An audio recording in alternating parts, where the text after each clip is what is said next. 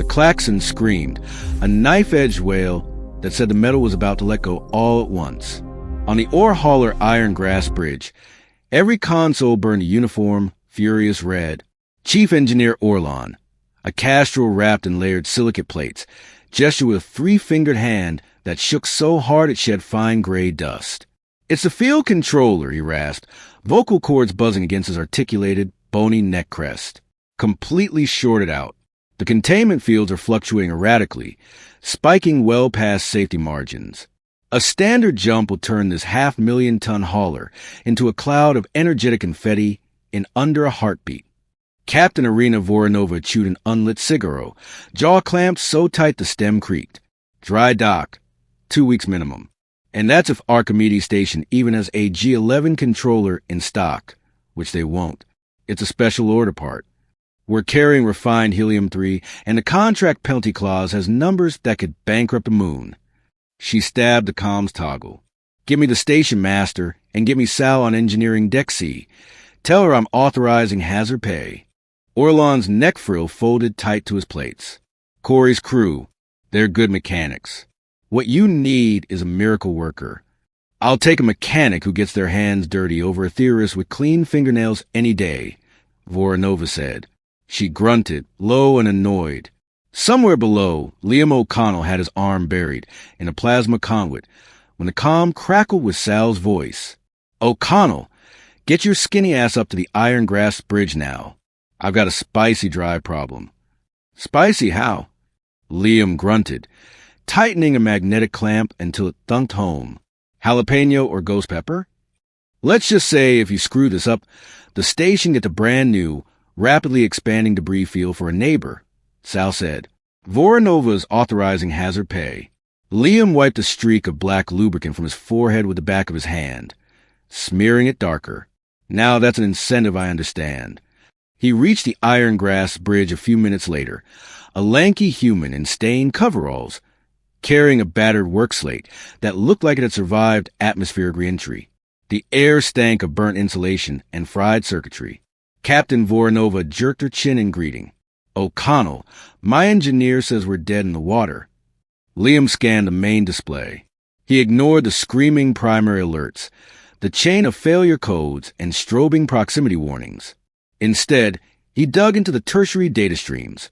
Low-level energy fluctuations, phase variance in containment fields, gravimetric distortions bleeding from the drive core. He traced the distortions backward, chasing them to a feedback loop buried deep in the drive. They were trying to swap a broken gear in a machine whose timing had slipped. The whole system was out of tune. He flipped open his work slate. The screen bloomed into a mesh of handwritten notes, fractal diagrams, and equations that looked ready to start a fight. To Liam, the chaos sang with clear structure. His stylus darted across the display, linking variables with sweeping arcs and nested formulas. Chief Engineer Orlon leaned over his shoulder. "What is that?" "Those calculations are all wrong. The core law constants are completely off. You're treating space-time curvature as a variable fluid." Liam didn't look up. "Because it is. You just have to know where the currents run." He murmured to himself, lost in the tide of numbers. "Gravimetric current. Tune the coil injectors to the destination signature. Ride the path of least resistance." Sal Corey, who had followed him up, crossed her arms and leaned against a bulkhead. She smirked. She'd seen him like this before, gone somewhere only he could follow. "All right," Liam said, straightening.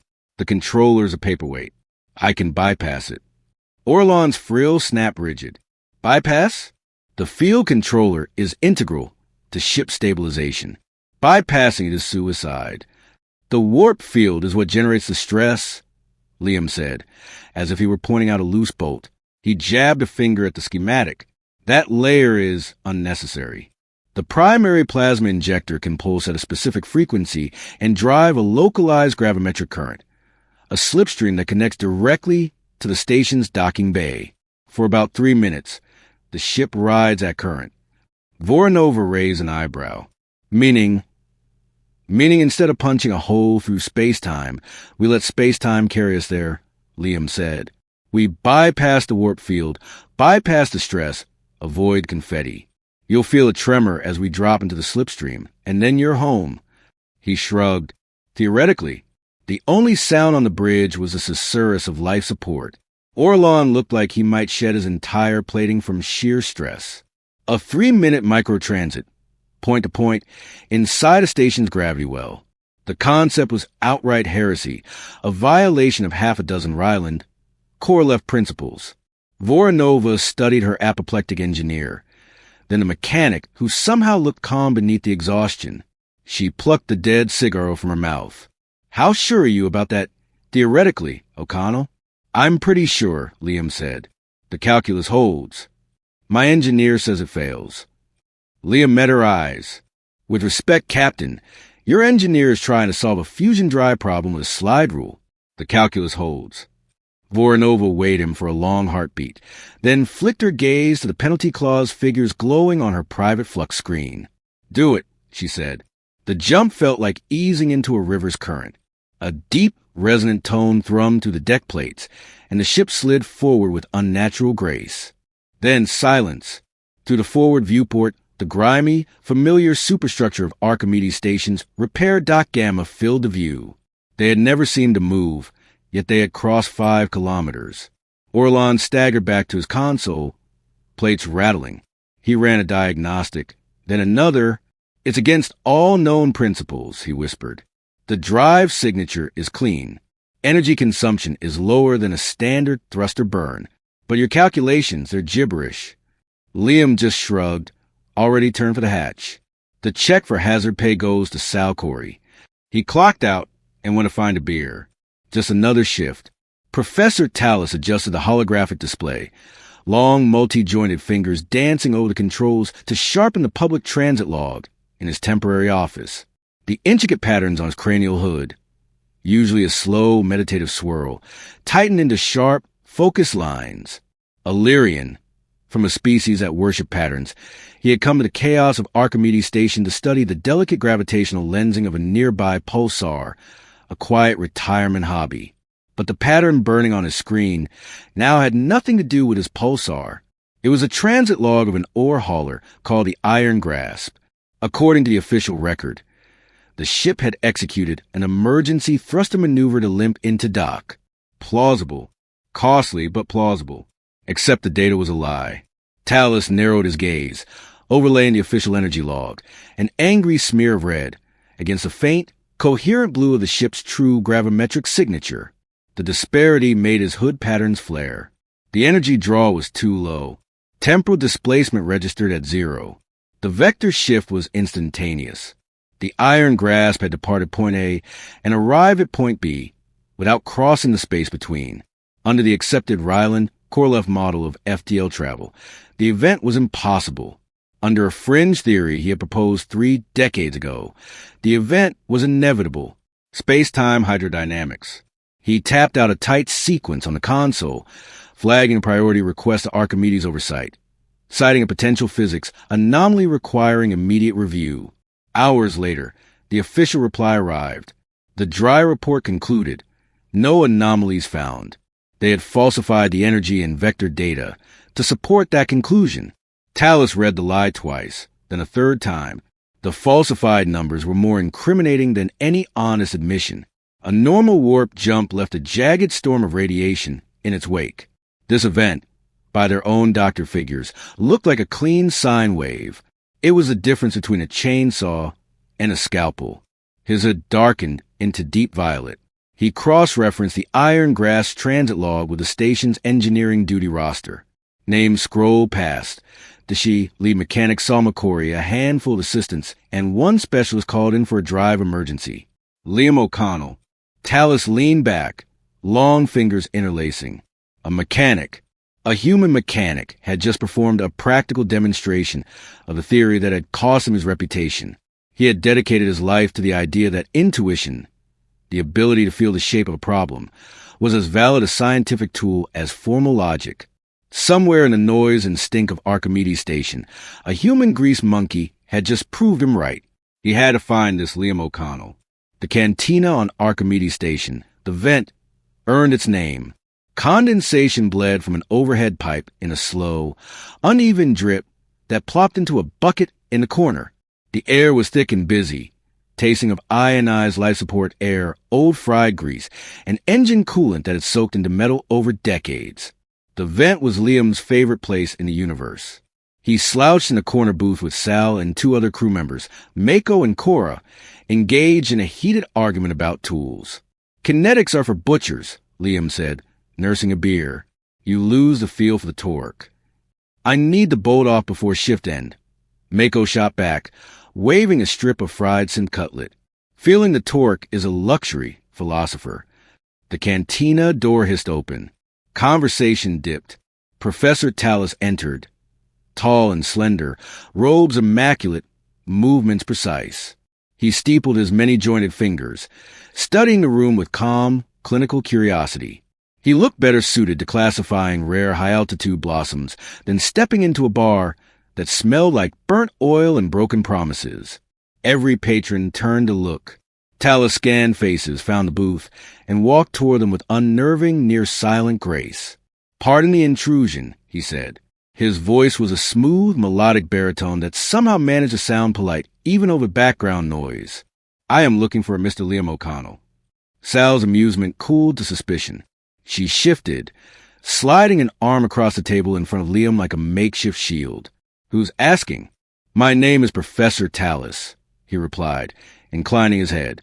"From Seoul Corva University's Department of Theoretical Physics." Mako choked on his synth cutlet. Cora stared like she'd just seen a supernova walking on legs. A university professor in the vent was as rare as a sober pilot. Liam just looked tired. "This about the bypass on the Iron Grass Drive?" he asked. "Captain signed off. We stayed within station regs." "Quite the opposite," Tallis said, hood patterns softening into wide, gentle arcs. "I am here to discuss your mathematics." Liam's shoulders tensed. That was a patch job. The numbers were just there to make the patch work. "A patch job," Tallis repeated, almost reverently. He tilted his head in a deeply contemplative Lirian gesture. "You treated space-time as a fluid medium. You assigned it variable flow resistance. You calculated a stable gravimetric current between two fixed coordinates." His eyes shimmered with intensity. "That is far more than a patch job, Mr. O'Connell. That is a paradigm shift." Liam stared at him. The professor understood. Not just the numbers, but the shape behind them. The realization rattled him harder than any threat of disciplinary action. Tallis produced a thin data chip and slid it carefully across the sticky table. "These are my papers from 30 years ago," he said. "They contain the foundational framework for what you might call fluidic calculus, a theory whose practical application has eluded me." Sal picked up the chip like it might explode. "Your work on the Iron Grass was a practical proof," Tallis continued, eyes never leaving Liam. "Your intuitive leap is the missing component. Seoul Corva University has therefore authorized and offer you a full scholarship to study under my direct supervision." The table went silent. Even the drip from the overhead pipe seemed to hold its breath. Liam stared. A scholarship to a university. The concept was so far outside his life's orbit it barely felt real. He fixed things. He crawled through maintenance ducts. He smelled like hot metal and coolant. He did not attend universities. He let out a short, brittle laugh. "Professor, you got the wrong guy. I'm a grease monkey. A spanner. I just got lucky with that hauler." He stood abruptly, pushing his half-finished beer away. "Thanks for the offer, but I've got a shift in the morning." He walked out the vent and kept walking, leaving behind a stunned crew and a Lirian scholar who looked disappointed, but far from done. Liam's quarters were a small metal box he generously called an apartment. He'd turned into a shrine to salvage. Scavenged tech on every surface, half-finished projects, grease-stiff coveralls hanging like retired ghosts. Tonight, the walls felt too close. He sat on the edge of his bunk, staring at the data chip on his palm. Sal had shoved it into his pocket before he'd made it 3 steps down the corridor, calling him the biggest idiot she'd ever met. He slotted the chip into his work slate. Lines of text and diagrams unfolded on the screen. Title: On Space-Time as a Fluid Medium and Gravimetric Current Transitions. The formalisms were dense, written in a high academic dialect that twisted around itself. But beneath the formal clutter, the core ideas glowed with familiarity. His ideas. The same ghost shapes he'd chased in his own scrawled notes. Talus hadn't just understood his patch. He'd been waiting for it his whole life. A cold, old fear squeezed Liam's chest. The fear of being seen completely. All his life, his value had been measured in bolts tightened and engines restarted. Practical brilliance. Useful, unthreatening intelligence. It fit the station. It fit him. The world Talus offered, academia, theoretical physics, genius, felt lethal. There, he wouldn't be the genius mechanic. He'd be the uncredentialed fraud, the imposter waiting to be exposed. A sharp knock rattled his door. Sal let herself in, holding 2 bottles of beer. "Brooding looks terrible on you," she said, tossing one to him. "You look like a constipated wombat." Liam didn't answer. His gaze stayed locked on the glowing equations. Sal dropped onto the bunk beside him, the cramped room suddenly feeling even smaller. She glanced at the screen, then at him. "So," she said casually, "you gonna call him back? Or are you planning to spend the rest of your life arguing about wrenches with Mako?" "That world is for other people," Liam muttered. "Those people, they're a different species. And I don't just mean the ones with extra arms." "Bullshit," Sal said, taking a long pull from her beer. "Liam, I've known you since you were a 14-year-old orphan hot-wiring cargo loaders to race them in the maintenance tunnels. You were drawing insane star maps on napkins back then. You belong with this stuff more than anyone." "That's different," he said. "That's just fiddling. This is real." "You've always done this," Sal shot back, her voice rising. "You don't just fix things. You understand them. You hear the music behind the machine. This professor, this Talus, he's the first person who hears the same song you do. You don't run from that." Her tone softened. She nudged his shoulder. "Look, I get it. It's terrifying. But are you happy here? Really happy? Just fixing other people's rust buckets while your brain does..." She stabbed a finger toward the screen. "That..." The question hit, like a wrench to the gut. Was he happy? The station was familiar, safe, predictable. But happy? He looked at the half-disassembled hyperdrive coil on his workbench, his personal project, tinkered within stolen hours. He looked back at the elegant, alien calculus on his screen. He looked at the permanent gray smears under his fingernails. For the first time, his fear of staying exactly where he was outweighed his fear of failing at something new. He picked up his comm, Sal. He said quietly, "What's the universal dialing code for Sol Corva?" Sol Corva was a statement carved into orbit. Centuries ago, its builders had tuned a terraformed moonlet into the perfect cradle for a university. Its buildings grew out of landscape, bone-white biopolymer structures that swooped like frozen waves. The air smelled clean. The light fell soft and even. The silence had weight. Liam stepped off the transport shuttle feeling like a grease stain someone had tracked onto a pristine carpet. His worn synth-leather jacket and scuffed work boots clashed with the flowing robes and immaculate uniforms of the scholars drifting past with unhurried certainty. He had never felt more human, or more out of place. Professor Talus waited at the arrival terminal, a calm presence in an overwhelming environment. His hood patterns swirled in bright, welcoming loops. "Liam," he said warmly, "I am very glad you reconsidered." "Well," Liam muttered, hoisting his duffel higher on his shoulder, "my friend can be persuasive." Talus led him on a walking tour. His voice, low and steady, cut the edge off Liam's nerves as they passed a hall of unfettered inquiry, the library of all known things, and a garden where rumor claimed gravity was more suggestion than a rule. With every step, Liam's dread grew. He felt like he'd tracked engine room grime across a sacred floor. Talus's office was the first place that let him breathe.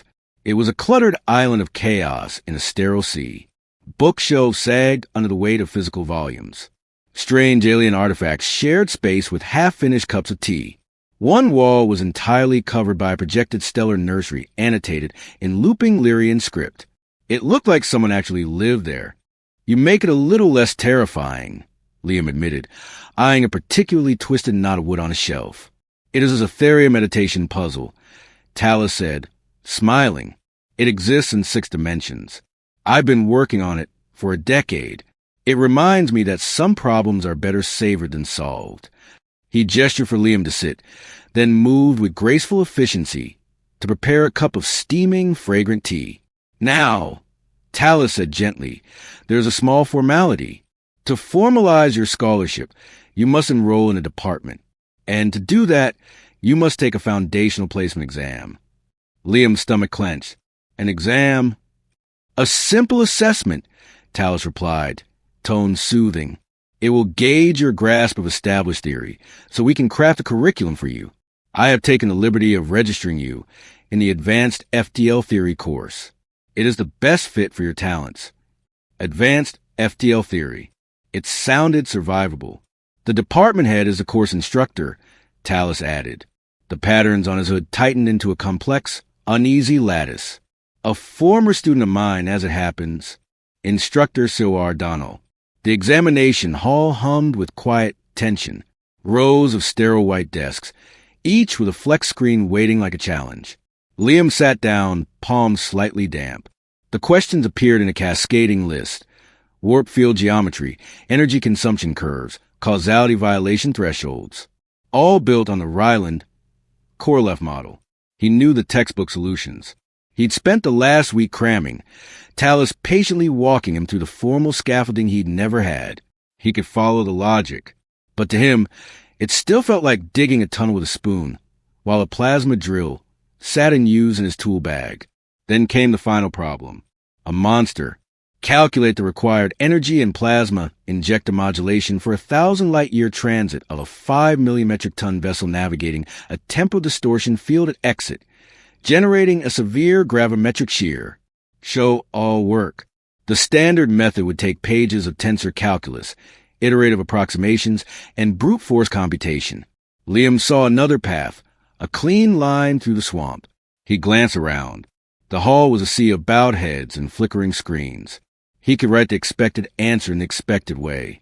Or he could write the right answer the way he saw it. He took a breath and began. Instead of building the warp geometry from scratch, he treated the temporal distortion like a set of converging currents. His fluidic calculus flowed in a handful of lines where their tensors would sprawl for pages. He let the distortion guide the path instead of fighting it, converting an obstacle into a steering vector. His solution fit in 5 lines.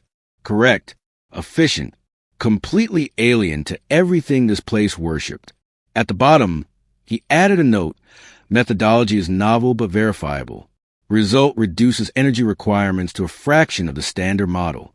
He submitted the exam and walked out with defiance and dread tangled in his chest. The next day, Talus met him in the arboretum. The professor's hood had settled into troubled blue-gray. You pass, Talus said softly, by a narrow margin, only after I intervened. Liam's heart sank. The last question. Indeed. Talus exhaled slowly. The committee flagged your exam. One member called your solution alarming pseudoscience. Another labeled it the deluded scribbling of an amateur. They wanted to fail you outright.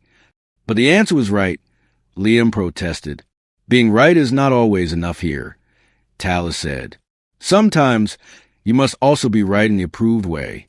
I ran a simulation using your equations. The numbers held.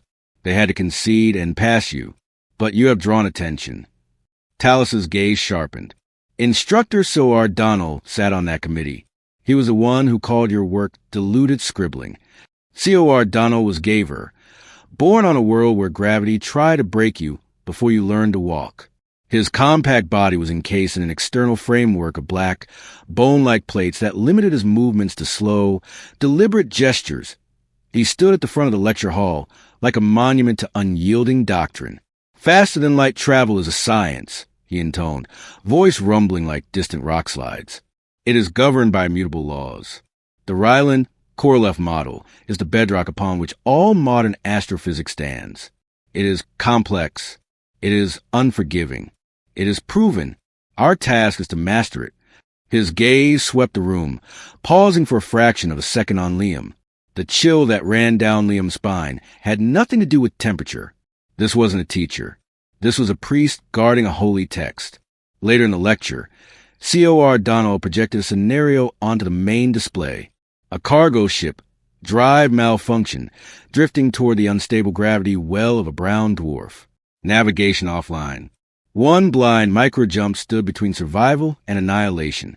The challenge, COR Donald said, is to calculate a safe blind jump vector using only the last known velocity and gravimetric readings.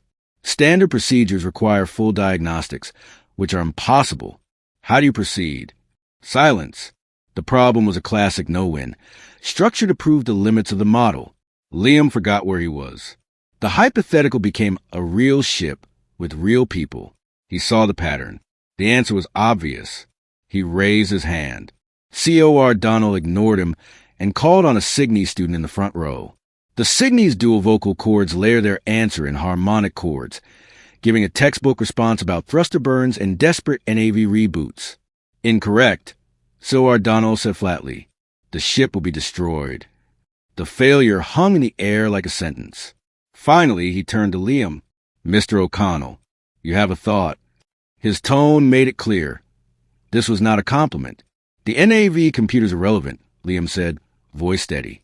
The brown dwarf's gravity well is unstable, but it's still emitting a relatively constant gravimetric current. You treat that as a guide. Modulate the drive coil to align with the current, and it pulls the ship along the path of least resistance. It's like using a river's flow to steer a raft. 5 seconds of burn is enough. A ripple went through the class. The idea was simple. It was also completely outside their training. COR Donald's expression didn't change. Show your work, Mr. O'Connell. Liam walked to the front, took the stylus, and wrote. A compact fluidic state equation, elegant and spare, blossomed across the display. To anyone trained in Ryland Corleff, it looked like arcane graffiti. COR Donald stared at it for a long, stunned beat. Then contempt hardened his features. With a single, brutal swipe, he erased the board. This, he said, voice dangerously low, is mathematical poetry masquerading as science. It lacks rigor. It lacks substance. In this classroom, we deal in reality. We do not indulge fantasy. He turned his back. Instinct and shortcuts are the death of true inquiry. They lead to catastrophe. Remember that. The dismissal was absolute. Liam returned to his seat under the weight of 200 curious, uncomfortable stares. He stormed into Talus's office later, face flushed, anger barely contained. He called it poetry. Liam snapped. He erased it like junk. He didn't even look. Talus was misting a pot of delicate, humming Lirian moss, calibrating an optical array with the plant's faint glow. He set the sprayer aside and gestured to a chair. Tea, he asked. Tea is the last thing I need. Liam paced the cramped office, fists clenched. I need him to listen. He's so wrapped up in his doctrine, he can't see a simple answer when it's right in front of him. Talus folded his hands, hood patterns slowing to a gentle, empathetic rhythm. Sit, Liam. Please. After a beat, Liam dropped into the chair. Talus poured the tea anyway and slid a cup his way. The steam carried a bright citrus scent. COR Donald was once my most brilliant student. Talus said quietly. Much like you, he saw patterns others missed. He was intuitive, impatient with established methods. Liam blinked. You're kidding. 15 years ago, Talus continued, gaze distant. He developed a new predictive model for FDL exit vectors, a theoretical shortcut. Elegant, powerful, dangerous. He believed it would redefine navigation. I urged caution. The model was beautiful, but untested. It ignored certain chaotic variables. He took a sip of tea, letting the silence stretch. COR Donald convinced a university to authorize a drone test. He bypassed several safety protocols to push it through. The drone's jump was aimed at an empty sector. His math contained a tiny error. A decimal shifted in his handling of background fields. The drone misjumped. It materialized in a busy shipping lane, directly in front of a passenger liner. Liam's hand tightened around his cup. What happened? The liner's pilot was heroic, Talus said. Everyone survived. Many were injured. Careers ended. The university censured COR Donald and impounded his work. He lost everything. Talus set his cup down. To rebuild his life, he renounced his intuition. He embraced rigid doctrine as armor. He tells himself that procedure is all that stands between civilization and another disaster of his making. He met Liam's eyes. When he looks at you, he sees his younger self. The same brilliance, the same impatience, the same perceived danger. He fights you because he is terrified of himself. Liam stared into the tea's rippling surface. His anger cooled into something heavier, more complicated. "So, what do I do?" he asked finally. "How do I fight that?" "You do not fight him on his terms," Talus said. "The establishment will always defend its own. You must learn their language, the formal language of physics. You must translate your ideas into symbols they cannot ignore. Build a bridge between your calculus and theirs, a bridge so solid that even your enemies must cross it." Talus leaned forward, voice firm. "Show him, Liam. Don't argue. Show him." The library of all known things felt less like a building and more like a city devoted to memory. Towers of data cores, wings of physical books, hollow stacks humming quietly in the regulated air. To Liam, it felt like a prison made of paper and light. He buried himself in it anyway. Weeks blurred into months. He chewed through dense tomes on modern physics, scribbling connections in the margins. The established theory felt clumsy, like describing a sphere by listing every point on its surface. His own calculus described a sphere with one equation. But here, that equation was meaningless noise. The formal math was a foreign language, and he was trying to learn it by memorizing the dictionary. He struggled. He swore. He kept going. Talus remained his lifeline. The professor rarely gave answers, only questions that sliced the core. Why 11 dimensions in Ryland Korolev? He would ask. What principle demands that complexity? Slowly, agonizingly, the structure emerged. Liam learned to see the old model's machinery, its tricks, its approximations, and the seams where his own tools could slot in. He found the cognates between his calculus and their tensors. He started writing translations, page after page. His fluidic state equations re-expressed as multidimensional fields and operators. The equations were longer, uglier, but they were finally written in a dialect the establishment could read. One night, exhausted and ready to quit, he opened a video channel home. Sal's face filled the screen, hair dyed a violent pink, grin sharp as ever. Behind her, the repair bay clanged and hissed in familiar chaos. "Well, well," she said. "Look at you, Mr. University. You look clean. It's offensive." Liam managed to laugh. "It's good to see you, too." They talked. He told her about Cor Donnell, about the library, about the translation grind. She listened, eyes losing their usual mockery. "Sounds brutal," she said. "But you're still there. You haven't bolted." "Good." Her expression sharpened. "Because Mako tried to intuitively adjust the grav lifter yesterday and staple a cargo drone to the ceiling. We need you to figure this stuff out, so the rest of us don't die trying to eyeball it. No pressure." The reminder cut through the fog. He wasn't just doing this for himself. He was rebuilding the engine that kept people like Sal alive. He went back to work. The midterm was an ambush. As the Proctor drones moved down the rows, Cor Donnell stopped at Liam's desk and placed a different flex screen in front of him. "Mr. O'Connell." The Gaver rumbled, loud enough for the entire hall to hear. "Given your unique aptitude, I have prepared a separate examination for you. It will better assess the breadth of your understanding." The message was crystal clear. This was not evaluation. This was execution. Liam activated the screen. The questions were nothing like the others. They were historical oddities. Old, discredited problems pulled from the dustiest corners of physics. He recognized them. He'd read about them in his nights buried in the archives. One hinged on the Zerlo postulate of etheric drag. Another misused Heisenberg's uncertainty principle on a macroscopic ship. Each problem was a deliberate trap, constructed to lure the solver into paradox and nonsense. Cor Donnell wanted proof that Liam's intuition collapsed outside its narrow engine room sandbox. Anger burned low in Liam's chest. He chose a different fight. Instead of grinding through nonsense math, he attacked the premises. For the first question, he wrote, This problem assumes a Zerlo postulate, disproven empirically by the Michelson Morley experiment in 1887 Old Terran calendar. The luminiferous ether framework is incompatible with special relativity. The premise is invalid. The problem cannot be meaningfully solved. On the second, this scenario misapplies a quantum principle to a classical system. Calculating the uncertainty of a starship's position in this manner is a category error. The fallacy echoes historical attempts at perpetual motion in the pre-FTL era. He worked through the exam question by question, dissecting each trap, citing history, exposing the logical flaws. He didn't just refuse to play the game. He explained the rules and their failures. He finished early, submitted, and walked out under COR Donald's furious stare. Days later, Tallis waved him into his office, expression torn between annoyance and amusement. He gave you a C-. Tallis said, "Hood pattern's a tangled maze." He writes that your answers show a superficial grasp of historical context and a failure to engage with mathematical rigor.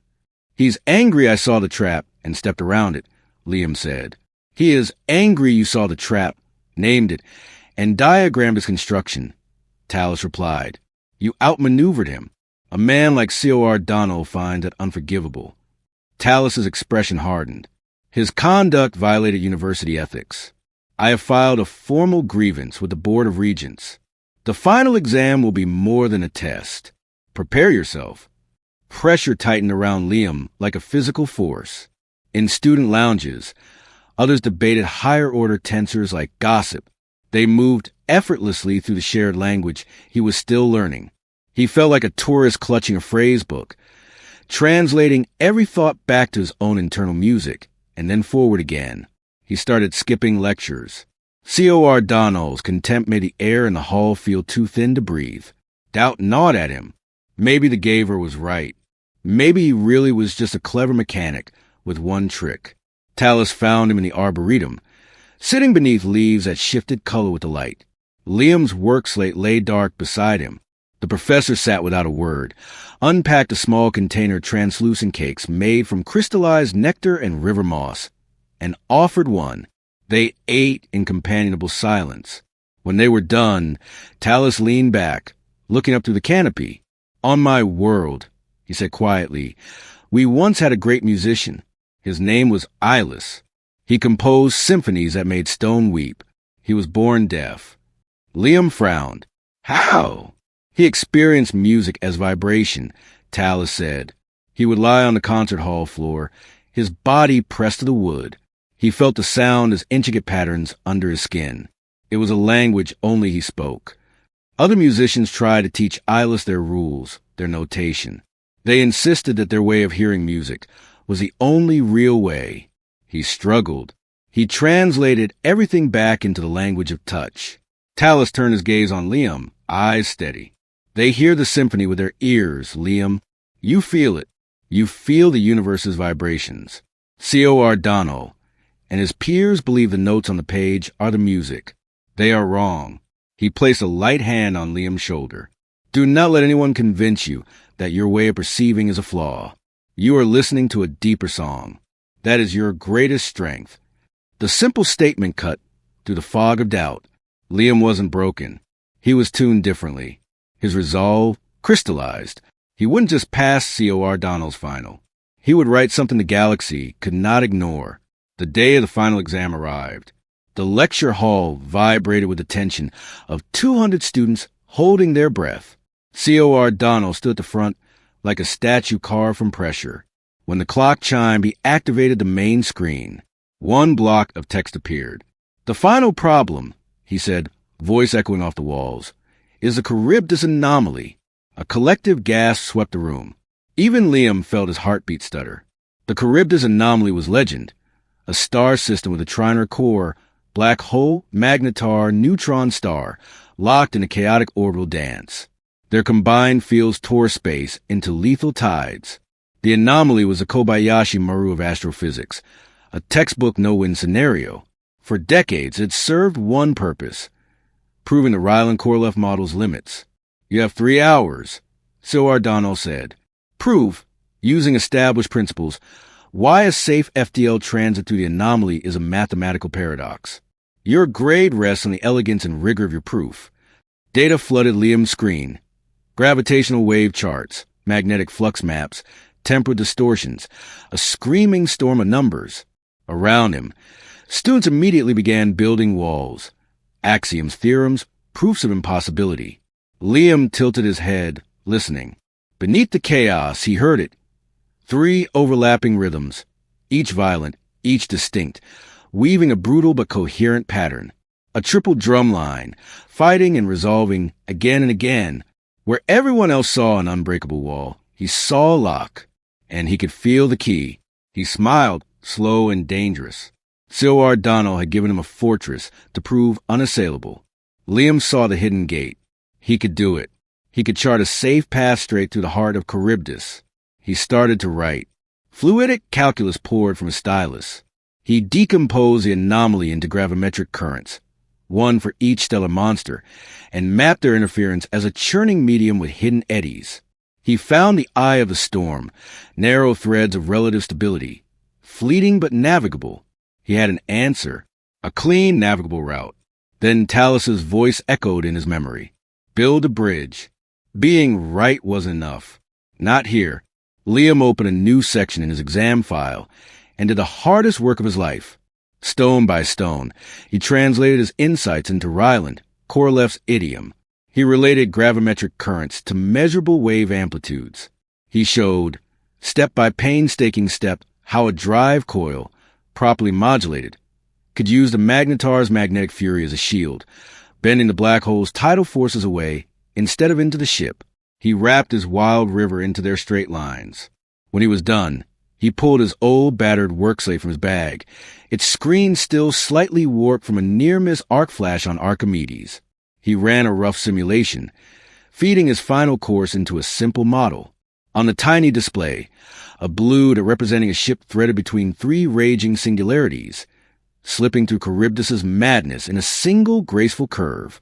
He attached the simulation logs and, at the very end, a compact, elegant proof of his unified theory. Below that, he wrote, for Professor Talus. He submitted with 3 minutes to spare and walked out calm. He had built the bridge. Now the universe had to decide whether to cross. Days later, Sci-Fi Donald stood at the front of the hall again, flex screens in hand. The air felt charged, the students rigid with anticipation. He handed out exams with mechanical precision. When only one remained, he walked to Liam's desk, holding the screen like contaminated material. From the back of the room, Liam saw Talus watching. Beside him stood 2 unfamiliar figures, a severe human woman and a being formed of interlocking geometric plates that shimmered under the lights. Both wore the emblem of the university's Board of Regents.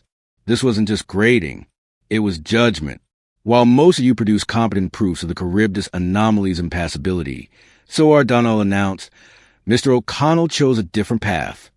He let the words hang, savoring them. Mr. O'Connell's submission is fiction. He has fabricated astrophysical principles and filled pages with fanciful symbols and unsubstantiated claims, the most flagrant display of academic arrogance I have seen. He stared down at Liam, eyes cold with triumph. His grade is failure. He dropped the flex screen onto Liam's desk with a sharp clatter. A large red F glowed on the display. Murmurs rippled through the hall. Liam barely glanced at the grade. He looked up, met Sci-Fi Donald's gaze, and spoke in a quiet voice that carried. Turn the page. Sci-Fi Donald sneered. The exam is over. Your submission ends in nonsense. Turn. The page, Liam repeated, calm as vacuum. There was something in that calm that made even a Gaver hesitate. Irritated.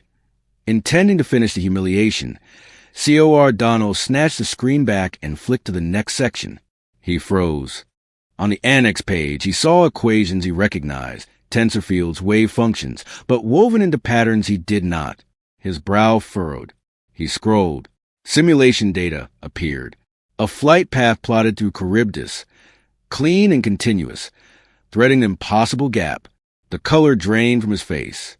He scrolled faster, knuckles whitening around the screen's edge. The last page held a devastatingly simple proof of Liam's unified theory, and a dedication to Talus. Cor Donald looked up, instinctively seeking the back of the room. Talus stood there, hood patterns blazing in a single radiant mandala. The regents beside him wore expressions of sharp, predatory interest. In that moment, Cor Donald understood. Liam hadn't just solved a problem. He detonated the foundation under a sacred myth. The legendary unsolvable scenario was solvable, and a grease-stained human mechanic had drawn the map. The fortress had never been a fortress at all. The flex screen trembled in Cor Donald's hands. His rigid worldview cracked in front of 200 students and the people who controlled his future. He walked, dazed, back to his desk and sat down hard, staring into nothing, a monument collapsing from the inside. The hall exploded into whispers. Liam gathered his things. He rose and walked out without looking back. In the corridor, Talus and the regents were waiting. Talus placed a hand on Liam's shoulder, eyes bright with fierce pride. For the first time since landing on Sol Corva, Liam allowed himself a real smile. He hadn't just crossed the bridge. He brought everyone with him. The fallout was swift. The board of regents moved like predators who smelled profit. Liam's solution and Cor Donald's attempted suppression of it in front of them spread through the university like a solar flare. Cor Donald was summoned behind closed doors and emerged no longer an instructor. An official memo cited his resignation for personal reasons. Everyone knew better. 2 days later, Liam stood in Talus's office, staring at an offer from the administration, a research fellowship, a fully funded lab, a team of his choosing, a salary that made his head spin. The weight of it settled on his shoulders like fresh gravity. "The choice is yours," Talus said quietly. His hood glowed a calm silver. "You have earned the right to decide your path. You can stay. You can go to any institution in the compact. You can go home. You are a pioneer now, wherever you stand." Liam picked up his comm and dialed a familiar code. Sal's face appeared, framed by the chaotic glow of the repair bay. "Tell me you passed," she said, grin wide enough to split her face. "Something like that," Liam said. He told her everything. Charybdis, Cor Donald, the offer. Her grin faded into stunned silence, then exploded into a wild whoop that nearly blew out his speaker. "You did it! You absolute maniac! You did it!" she yelled, turning to scream the news to the crew. Their cheers echoed behind her. When she turned back, her eyes were suspiciously bright. "So, I guess this is it, huh? You staying up there with the big brains." Underneath the joke was fear, the fear of being left behind. Liam looked at the offer, then at her face. "I'm taking the fellowship," he said. "But my first project is practical. I'm designing a new hyperdrive based on fluidic calculus, efficient, affordable, for ships like the Iron Grasp, for haulers and rust buckets and backwater freighters." He leaned closer to the camera, smiling with something new in his eyes, certainty. "And I need someone to make sure it works in the real world. A head of practical application. Someone who can get her hands dirty and tell me when my brilliant ideas are stupid. I'm thinking of starting a company. O'Connell, Corey Drive Systems. You handle the wrenches. I handle the numbers." Sal's eyes went wet, but her grin turned sharp again. "Has a nice ring," she said, "but I get top billing. Corey, O'Connell sounds better." Yeah. "We'll argue about it in the contract," Liam said, laughing. He ended the call and turned to the window. The stars burned cold and steady over Sol Corva. Once, there had been distant lights over a dingy station bar. Now they were something else. Currents in a river only he knew how to read. He had been the mechanic who fixed ships so other people could chase horizons. Now he was about to redraw the map itself. And he wasn't doing it alone. Out there in forgotten docks and rust streak corridors, humans and aliens alike still flew on drives built on clumsy approximations and fear the unknown. They had no idea a grease-stained mechanic had just rewritten what was possible. And this was only the beginning. If you want to hear what happens when the first ship with O'Connell, Corey Drive dives into the unknown, and the galaxy realizes what humanity has actually done, stay tuned.